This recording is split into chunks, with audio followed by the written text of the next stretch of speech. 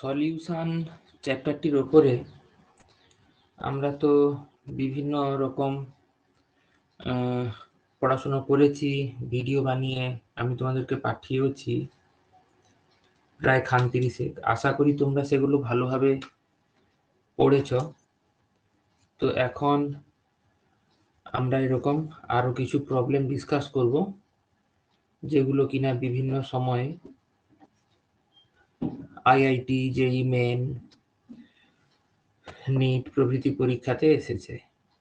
সুতরাং আমরা এখান থেকে একটা ধারণা পাবো যে কিভাবে আমাদের পড়ার অভিমুখটা কি হবে, কি ধরনের পড়াশোনা করব। যেমন এই প্রশ্নটিতে কি বলছে লক্ষ্য করো, the freezing point in degree Celsius of a solution containing 0.1 gram of K3FeCN6 অর্থাৎ পটাশিয়াম ফেরিসায়ানাইড, মলিকুলার ওয়েট বলে দিয়েছে 329, in 100 gram of water is কত? জলের KF বলে দেওয়া আছে 1.86। এই প্রশ্নটি একবার আইআইটিতে এসেছে। এবার আমরা ফ্রিজিং পয়েন্ট ডিপ্রেশনের ফর্মুলা জানি, delta TF equals van't Hoff factor into KF into M. এখানে আই কত দেখো, K3FeCN6 এ যদি ডিসোসিয়েট করে তো 3K plus plus FeCN6 3 minus হয়ে যায়। তাহলে number of particles after dissociation হলো কটা বলো? 3 আর 1 4টা। যেহেতু K3FeCN6 পটাশিয়াম ফেরোসায়ানাইড একটা স্ট্রং ইলেকট্রোলাইট, তাহলে এর ডিগ্রি অফ ডিসোসিয়েশন 100%। অর্থাৎ আমরা আলফার যেটা ডেফিনিশন জানি, I-1 by N-1, I মানে van Hoff factor equals 1, or I-1 equals N-1, or I equals N, or I equals 4। এই যে হিসেবটি একটি স্ট্রং ইলেকট্রোলাইটের ক্ষেত্রে I আর N একই হয়ে যায়। এখানে আসলে এই ধারণাটির প্রয়োগ দেখানো হচ্ছে। KF হচ্ছে 1.86 কেলভিন ইন্টু কিলোগ্রাম পার মোল। মোলালিটির ডেফিনিশন কি? Number of moles of solute. 0.1 গ্রাম নেওয়া হয়েছিল, মলিকিউলার ওয়েট 329, এত মোল আর কি, ডিভাইডেড বাই এখানে 100 গ্রাম জলের কথা বলা হচ্ছে, বাই 1000 কেজি। এবার ইউনিটগুলোর কাটাকাটি করে দাও, করে দিলে একটু ক্যালকুলেট করবে নিজে, দিলে এই অ্যান্সারটা তোমার আসবে, এত কেলভিন। এবার আমরা জানি যে 1 কেলভিন ডিফারেন্স অফ টেম্পারেচার, এইটা মানে যা 1 degree Celsius difference of temperature, difference মানেও কিন্তু তা, কিন্তু 1 ডিগ্রি সেলসিয়াস মানে 1 কেলভিন নয়, কিন্তু ডিফারেন্সটা একই। তাহলে এখানে যেটা জানতে চেয়েছে, ফ্রিজিং পয়েন্ট জলের কত? 0। সেখান থেকে ফ্রিজিং পয়েন্টের ডিপ্রেশন যেটা হয়েছে সেটা বাদ দেওয়া যাক। এত degree Celsius equals -2.3 into 10⁻⁻2 degree Celsius.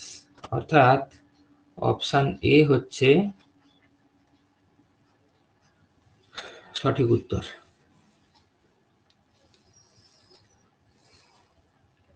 নিশ্চয়ই বোঝা গেছে। আসা যাক পরবর্তী প্রশ্নে।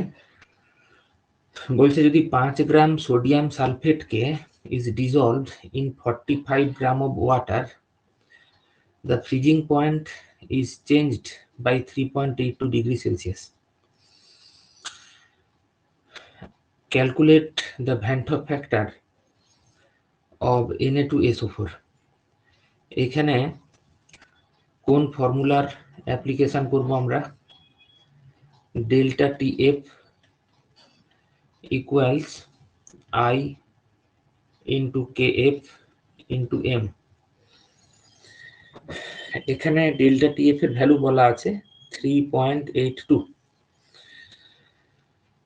তাহলে এখানে লিখছি 3.82 equals van't Hoff factor I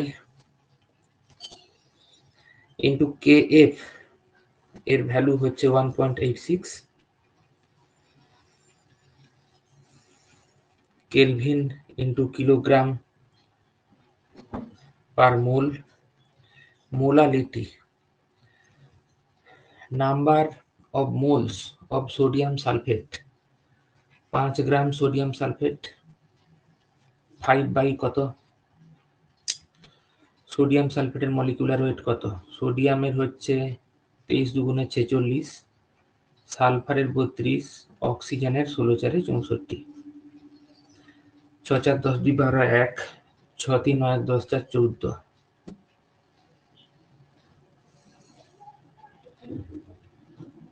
142। তা এত মোল কত গ্রাম জলে? 45 গ্রাম, তাকে কেজিতে আনতে হবে।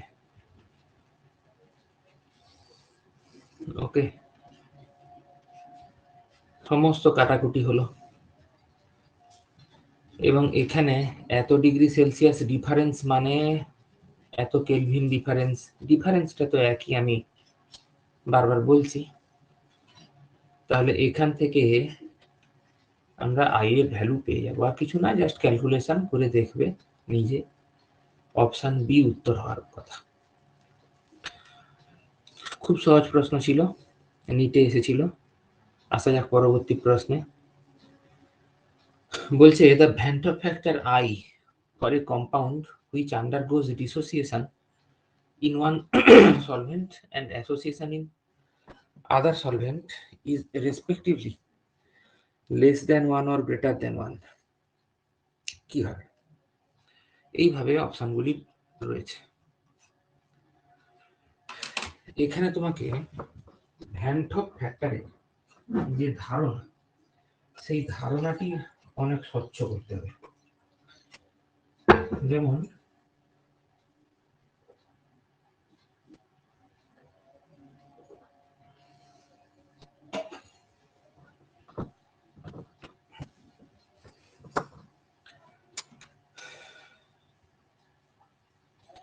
by definition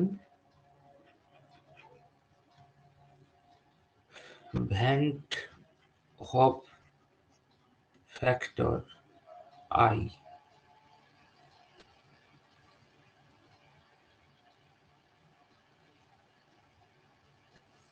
এইটার মানে কি?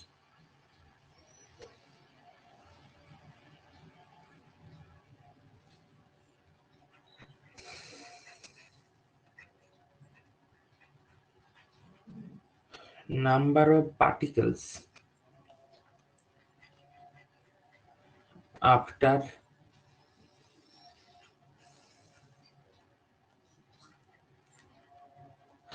dissociation or association, এর পরে কতগুলো পার্টিকেল হয়েছে divided by number of particles before dissociation or association. তাহলে উপরে থাকছে আফটার আর নিচে হচ্ছে বিফোর। মনে করো আগে একটা পার্টিকেল ছিল, ডিসোসিয়েট করে এটা দুটো বা তিনটে বা চারটা বা পাঁচটা পার্টিকেলে পরিণত হলো। তাহলে সেক্ষেত্রে ভ্যান টপ ফ্যাক্টরের নিউমারেটরটা বড় আর ডিনোমিনেটরটা ছোট, তাহলে এটা একের চেয়ে বড় হবে। তার মানে ডিসোসিয়েশনের ক্ষেত্রে van Hoff factor greater than 1 হবে। একই রকম ভাবে ধরো অ্যাসোসিয়েশনের ক্ষেত্রে আগে দুটো পার্টিকেল ছিল, অ্যাসোসিয়েট হয়ে একটা পার্টিকেলে পরিণত হলো, যেমন ধরো অ্যাসিটিক অ্যাসিডের ক্ষেত্রে হয়। তাহলে এক্ষেত্রে নিউমারেটর ছোট, ডিনোমিনেটর বড়, তাহলে এটা একের চেয়ে ছোট, লেস দ্যান 1 হলো। তার মানে অ্যান্সার হবে কি? Option C. কোশ্চেন নাম্বার 4 চলে এসো, নিটে এসেছিল। 200 ml of an aqueous solution of a protein contains its 1.26 gram. The osmotic pressure of the solution at 300 Kelvin is found to be 2.57 into 10 to the power minus 3 bar. The molar mass of the protein will be. আমরা এই সূত্রটি জানি, যেখানে পাই হচ্ছে osmotic pressure, এখানে বলে দেওয়া আছে যেটা 2.57 into 10 to the power minus 3 atm বা অ্যাটমসফেরিক প্রেসার। আমি এমনটা কেন করেছি? কারণ 1 বার এবং 1 atm প্রায় সমান,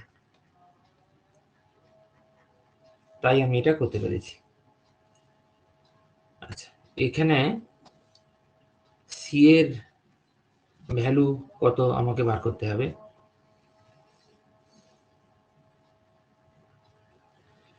সি হচ্ছে মোলারিটি, এখানে বলা আছে 1.26 গ্রাম অফ প্রোটিন, তাহলে 1.26 ডিভাইডেড বাই এম, এত মোল ডিভাইডেড বাই 200 ml সলিউশন, মানে 200 বাই 1000, এত লিটার বেরিয়ে গেল।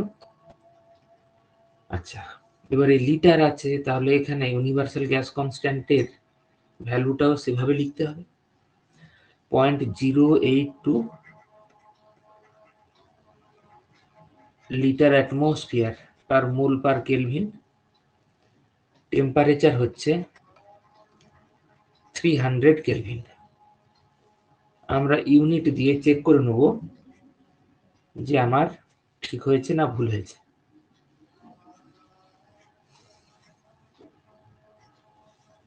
সবই ঠিক আছে। এবার আমার কাজ খুব সোজা, এখান থেকে আমি এম এর ভ্যালু ক্যালকুলেট করে নিতে পারবো এবং দেখব যে এখানে অ্যান্সার ডি হবে। কোশ্চেন নাম্বার 5 চলে এসো। বলছে পি এ এবং পিবি এরা হচ্ছে vapour pressure of pure liquid components A and B respectively of an ideal binary solution. যদি এক্স এ যেটা সেটা রিপ্রেজেন্ট করে mole fraction of component A, তাহলে total pressure of the solution will be. নিটে এসেছে, কিন্তু সহজ প্রশ্ন। From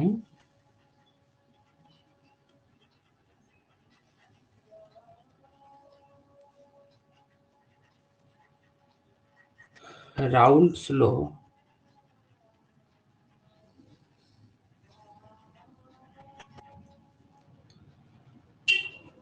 of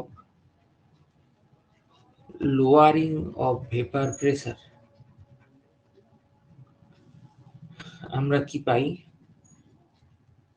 P0 minus P, এখানে sorry, extremely sorry,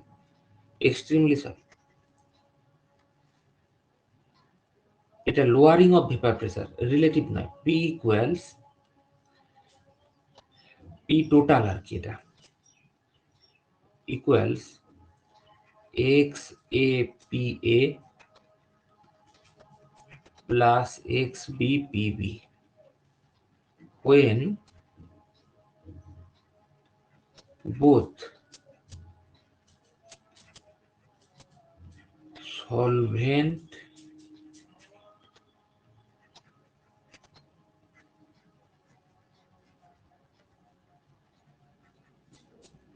and solute are volatile. Okay, এবং আমরা জানি যে XA আর XB কে যোগ করলে 1 হয়। তো এখান থেকে আমি কি বলতে পারি যে total pressure will be XAPA, XB এর জায়গাতে 1 minus XA into PB equals XAPA plus PB minus XAPB equals PB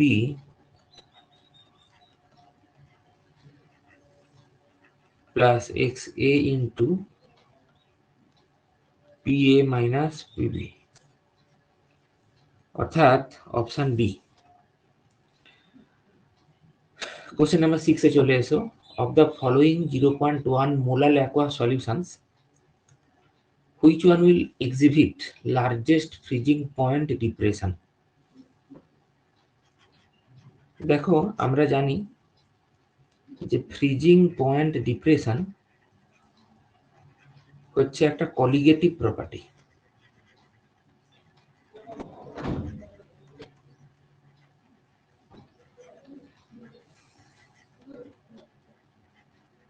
colligative প্রপার্টির বৈশিষ্ট্য হচ্ছে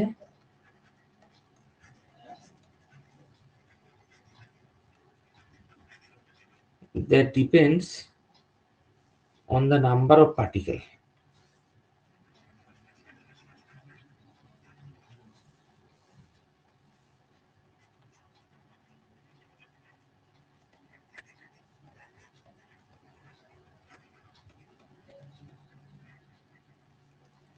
Irrespective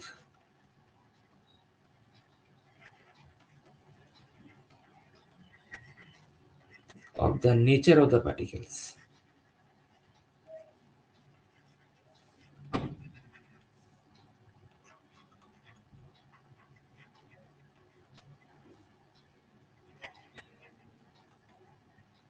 ওকে, আবার আমরা জানি যে ফর্মুলাটা KI into F into molarity. দেখো এখানে সবারই মোলারিটি কিন্তু একই এবং সবারই KF একই সব ক্ষেত্রেই। তাহলে ম্যাটার করবে আই, কার আই কত। KCl থেকে আমি K প্লাস আর Cl মাইনাস পাবো। এটা একটা স্ট্রং ইলেকট্রোলাইট, তাহলে এর ক্ষেত্রে আই এর ভ্যালু হয়ে যাবে 2, গ্লুকোজ ডিসোসিয়েট করবে না 1, aluminium sulphate 2Al3 plus plus 3SO4 2 minus, number of particles 5টা আসবে। আর একটু আগেই তো দেখিয়েছি আলফা ইকুয়ালস 1 হলে, অর্থাৎ যদি স্ট্রং ইলেকট্রোলাইট হয়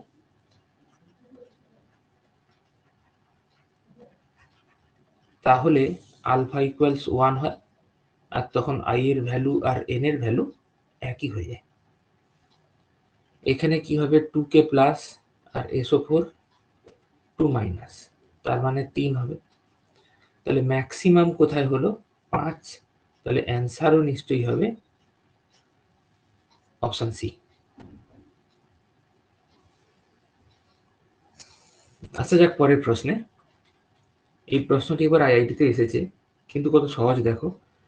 MX2 dissociates into M2 plus and X minus ions. ওকে, এইটুকুকেই লেখা যাক।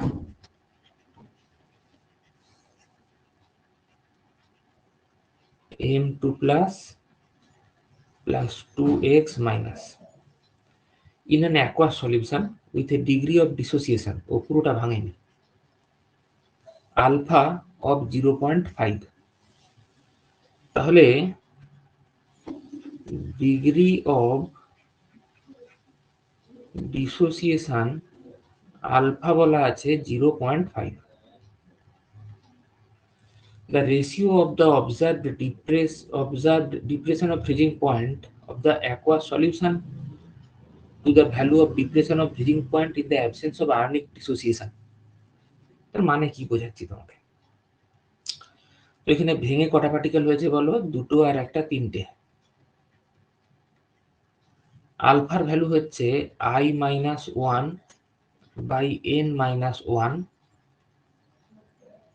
এটা হলো হাফ,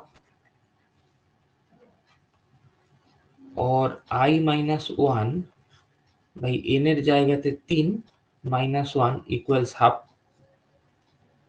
তাহলে এখানেও 2 এখানেও 2 কেটে গেল, তাহলে I হয়ে গেল 2। এটাই কিন্তু অ্যান্সার। কিন্তু এই প্রশ্নের যে ভাষা সেটা তোমার কাছে ক্লিয়ার হতে নাও পারে।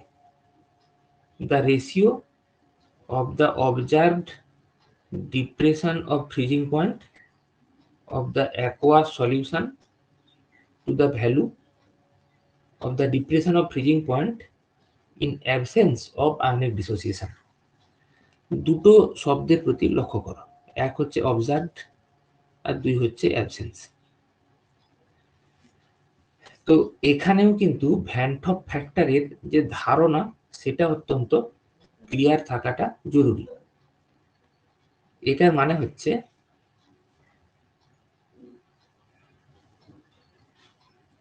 observed colligative property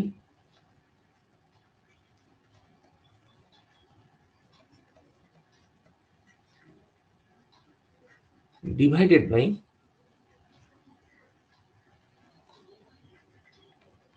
theoretical colligative property। কথাটা বুঝো,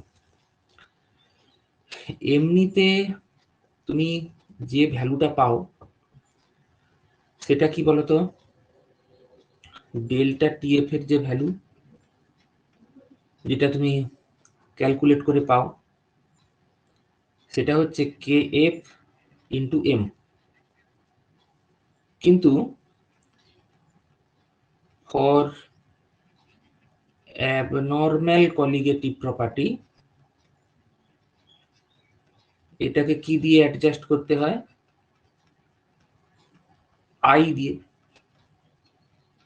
তাহলে আমি যদি এই রেশিওটাকে বার করি, ওপরে KFM আর নিচে KFM কাটাকাটি হয়ে যাবে, পড়ে থাকবে I। তাহলে এই আইটাই আমার অ্যান্সার হবে। অর্থাৎ ভ্যান টপ ফ্যাক্টরকে তুমি নানা দিক দিয়ে দেখার চেষ্টা করো, সেই ধারণাটির মধ্যে কোনো অস্পষ্টতা যেন একেবারেই না থাকে। পরবর্তী প্রশ্নটিও আইআইটি থেকেই নেওয়া। বলছে a dilute solution containing 2.5 gram of a non-volatile non-electrolyte solution is এখানে একটু সংশোধনের প্রয়োজন আছে। এটা সলিউশন কিভাবে হয়? এটা সলিউট হবে। In 100 gram of water, the elevation of boiling point at 1 atm pressure is 2 degrees Celsius. Assuming concentration of solute is much lower than the concentration of solvent, the vapor pressure of the pure solution is. So from the Raoult's law of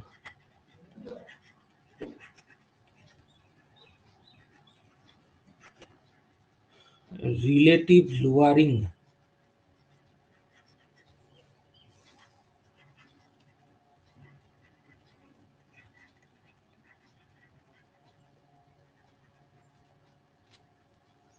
of vapor pressure, আমরা এটা জানি যে P0 minus P divided by P0 equals X2, মানে mole fraction of solute, equals N2 by N1 plus N2 যেখানে N2 হচ্ছে number of moles of solute আর N1 হচ্ছে number of moles of solvent. N1 আর N2 কে আমি এরকম ভাবে লিখতে পারি যে N1 এর সাথেই প্রায় সমান, কিন্তু কেন? এই যে বলেছে assuming concentration of solute is much lower than the concentration of solvent, এটি বলেছে। তার মানে N1 টা N2 এর চেয়ে অনেক বড়, তাহলে N1 আর N2 N1 এর সাথে প্রায় সমান। তাহলে N2 এর জায়গাতে আমি কি লিখতে পারি? Mass of solute divided by molecular weight of solute, নিচে mass of solvent divided molecular weight of solvent. হয়তো বলেছিলাম তোমাদের মনে আছে ভিডিও লেকচারে, যে ক্ষেত্রে 1 এ সবসময় তুমি সলভেন্ট, 2 তে সলিউট, এবং কোথাও ওপরের দিকে এরকম 0 এরকম লেখা থাকলে সেটাকে ধরে নেবে হচ্ছে পিওর। এইগুলো সলিউশনের চ্যাপ্টারে একটু মনে রেখে দিও। তো এবার এই ভ্যালুগুলোকে পুট করো। তাহলে আমি বলতে পারি জল তো 100 ডিগ্রি সেলসিয়াসে যখন ফোটে 1 atm এ, তখন 760 হয়, তাই তো? তাহলে boiling point of pure water is 100 degree Celsius. কোথায়? at 1 atm pressure. আবার 1 অ্যাটমসফেরিক প্রেসার মানে এটা হচ্ছে 760 মিলিমিটার বা 76 সেন্টিমিটার অফ Hg। তাহলে এখানে 760 থেকে পি বাদ দিতে হবে, ডিভাইডেড বাই 760 ইকুয়ালস, এখানে W2 এর ভ্যালু বলেছে দেখো 2.5, আর W1 এর ভ্যালু হচ্ছে 100 গ্রাম।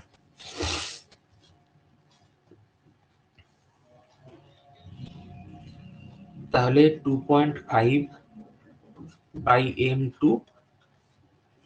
ডিভাইডেড বাই 100 বাই জলের কত 18।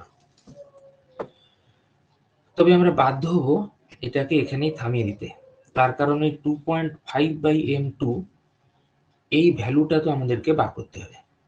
সেটা আমরা কিভাবে করব দেখো।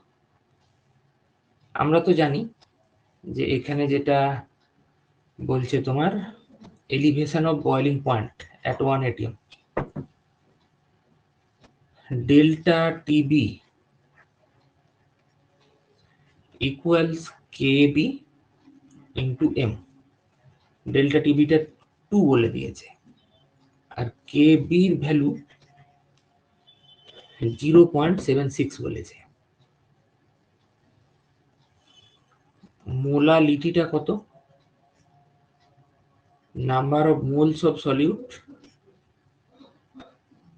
Divided by mass of solvent water in KG. তো এইখান থেকে তুমি ওই 2.5 বাই M2 ভ্যালুটাকে বার করো, বার করে এই জায়গাটাতে পুট করো, করে আলটিমেটলি তুমি অ্যান্সার পাবে অপশন এ। এই ভ্যালুটাকে এখানে পুট করে তুমি অপশন এ আসছে নাকি একটু দেখে নিও। কোশ্চেন নাম্বার 9 এ চলে এসো।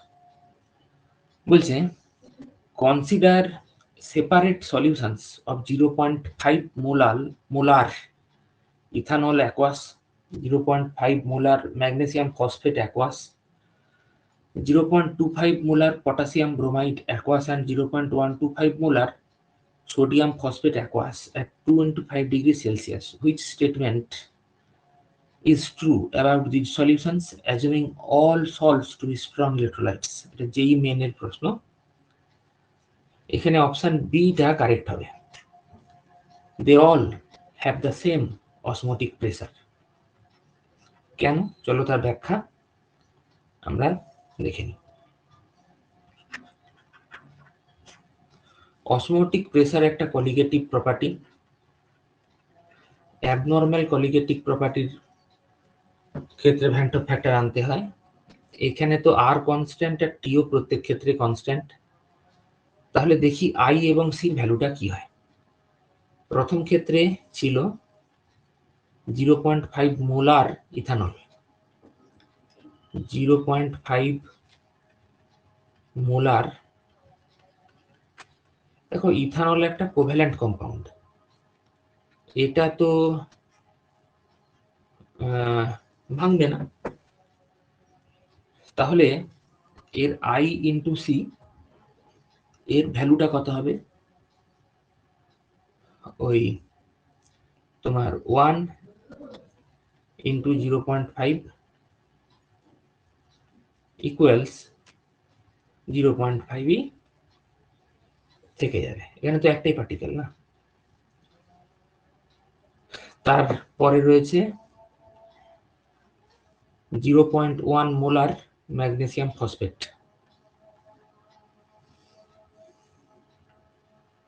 0.1 মোলার ম্যাগনেসিয়াম ফসফেট Mg3PO4 এটা ভেঙে গিয়ে কি হয়? 3Mg2 plus 2PO4 3 strong electrolyte alpha equals 1, তাহলে I-1/n-1 ইকুয়ালস 1, তাহলে I ইকুয়ালস n হয়ে যাচ্ছে।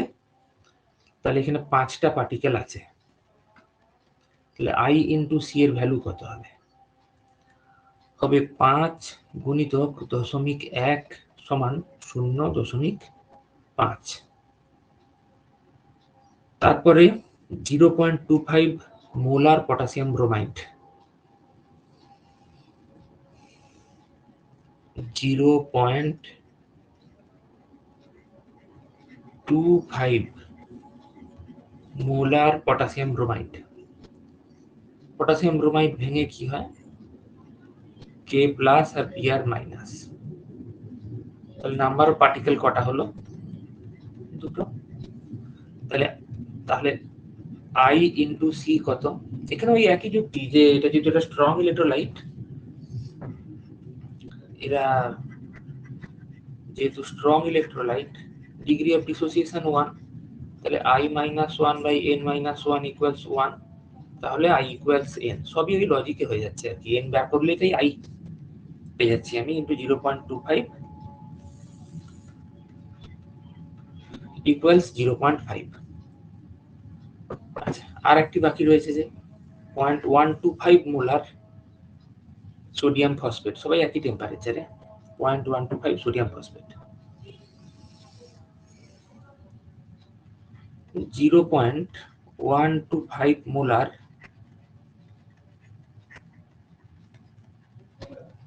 Sodium phosphate, 3Na plus PO4 3-। তাহলে নাম্বার অফ পার্টিকেলস কত হলো? মোট 4টা হলো।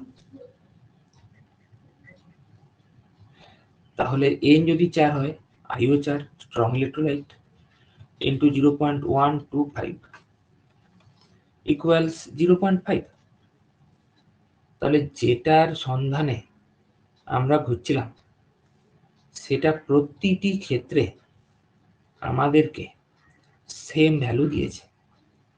টেম্পারেচার তো সেমই, আর তো কনস্ট্যান্ট, তাহলে পাইয়ের ভ্যালু প্রত্যেক ক্ষেত্রে একই আসবে। তাই option B, all have the same osmotic pressure, অপশনটি সঠিক। নিশ্চয়ই সবাই সব বুঝতে পেরেছ।